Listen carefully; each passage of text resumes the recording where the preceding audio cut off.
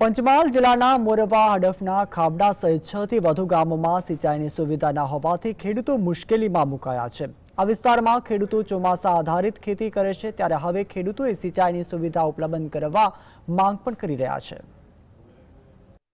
પંચમહાલ જિલ્લાના મોરવા હડફ તાલુકાની સાલિયા જિલ્લા પંચાયત બેઠક હેઠળના સાલિયા, સંતરૂડ, ખાબડા, નાટાપુર, રસુલપુર સહિત 6 થી વધુ ગામોમાં સિંચાઈની સુવિધાનો અભાવ છે। આ કારણે ખેડૂતોમાં સિંચાઈ સુવિધા ઉપલબ્ધ કરાવવાની ઉગ્ર માંગ ઉઠી છે। આ વિસ્તારના ખેડૂતો હાલમાં માત્ર ચોમાસાની ઋતુમાં જ ખેતી કરી શકે છે, જ્યારે અન્ય ઋતુઓમાં સિંચાઈની સુવિધા ન હોવાથી તેઓ ખેતી કરી શકતા નથી। આ સ્થિતિના કારણે ખેડૂતોને આર્થિક મુશ્કેલીનો સામનો કરવો પડે છે અને ઘણા લોકો રોજગારની શોધમાં શહેરી વિસ્તારમાં સ્થળાંતર કરવા મજબૂર બને છે। સિંચાઈ માટેની કોઈ સગવડ નથી। હવે સિંચાઈ માટે કોઈ સગવડ થાય તો ઢોર પશુપાલન ધંધો કરીએ તો કંઈક અમારું એ થાય, બાકી રીતે ચોમાસાના ઉપર આધાર રાખીએ છીએ। હજી પાણીની સગવડ નથી, શું કરીએ? બહાર મજૂરી કરવા જઈએ। પાણીની સગવડ સિંચાઈની કંઈક હોય તો કંઈક ગમે તે કરીએ ને। જમીન છે, બધું છે, પણ પાણીની સગવડ નથી। હવે અમારું તલાબ બી ઘણું ઊંડું છે, અમે બી પાણી નાખે તો કંઈક સગવડ થાય એવું છે। ચોમાસું ખેતી કર્યા પછી અમે બહાર મજૂરી કરવા જઈએ છીએ, સ્થળાંતર કરીએ છીએ। વર્ષ 1985માં આ વિસ્તારમાં પંચમહાલ અને દાહોદ જિલ્લાની સરહદે કોલિયારી જળાશય યોજનાનું કામ શરૂ કરવામાં આવ્યું હતું।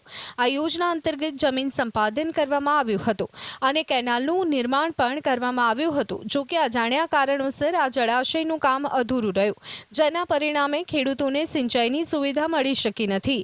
આ ઉપરાંત બનાવવામાં આવેલી કેનાલ પણ હવે જર્જરિત અવસ્થામાં છે, જે ખેડૂતોની આશાઓને ઠેસ પહોંચાડે છે।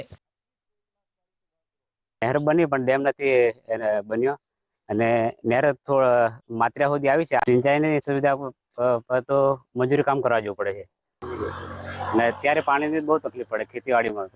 જલ્દી નહેરની સુવિધા થઈ જાય તો અમારે સારું પડે। સિંચાઈની સુવિધાના અભાવે આ વિસ્તારના લોકોને જીવન નિર્વાહ માટે ઘણી મુશ્કેલીનો સામનો કરવો પડે છે। સ્થળાંતરની આ સમસ્યાની સીધી અસર યુવાનોના શિક્ષણ પર પડી રહી છે, કારણ કે પરિવારો શહેરોમાં સ્થળાંતર કરતા બાળકોનું શિક્ષણ અધવચ્ચે રહી જાય છે। સિંચાઈની સુવિધાથી ન માત્ર ખેતીને પરંતુ પશુપાલનના વ્યવસાયની સાથે સાથે અન્ય આર્થિક તકો પણ ઊભી થશે અને લોકોનું સ્થળાંતર ઘટશે। વરસાદ સારો થાય તો ખેતી થાય, નહીં તો કાંઈ થતું નથી। અને પછી જ્યારે પાણીનો પુરવઠો ઓછો છે એના માટે કરી અને અમારે કશું બીજું ઘાસચારો કે આવું તેવું થતું નથી। એના માટે પછી અમારે ઉનાળાની સિઝન 4 મહિના અમારે સ્થળાંતર બી કરવું પડે છે। સ્થળાંતર કર્યા પછી અમારે બાળકો પર બી અસર પડે છે કે બાળકો 4 મહિના બહાર રહે તો એમના ભણતર પર બહુ મોટી અસર પડે છે। આ મોટી અસર પડવાથી અમારા બાળકો બી આગળ આવી શકતા નથી। ખાબડા ગામના ખેડૂતોનું કહેવું છે કે ગામના તળાવમાં પાઇપલાઇન વડે પાણી ભરવાની યોજના મંજૂર થઈ હોવાની 3 વર્ષની વાતો થઈ રહી છે, પરંતુ કામગીરી થઈ નથી। જો તળાવમાં પણ પાણી ભરી પમ્પિંગ સ્ટેશનથી લાઇન કે કેનાલ બનાવવામાં આવે તો ખેડૂતોને સિંચાઈ સુવિધા મળી રહેશે।